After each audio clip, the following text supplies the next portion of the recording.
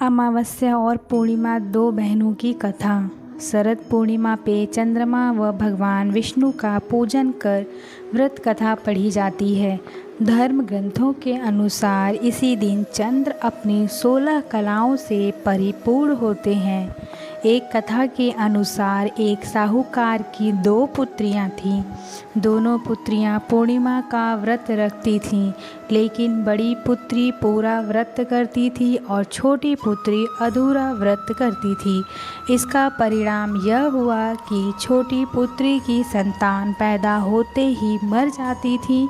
उसने पंडितों से इसका कारण पूछा तो उन्होंने बताया कि तुम पूर्णिमा का अधूरा व्रत करती थी, जिसके कारण तुम्हारी संतान पैदा होते ही मर जाती है।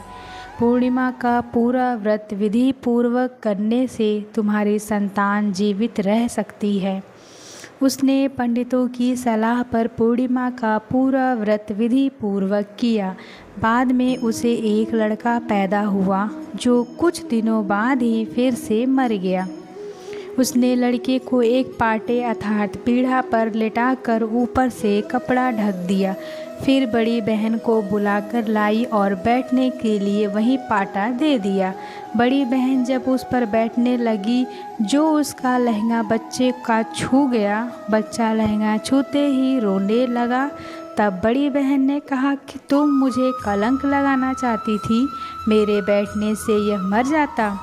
तब छोटी बहन बोली कि यह तो पहले से मरा हुआ था, तेरे ही भाग्य से यह जीवित हो गया है, तेरे ही पुण्य से यह जीवित हुआ है। उसके बाद नगर में उसने पूर्णिमा का व्रत करने का ढिंढोरा पिटवा दिया।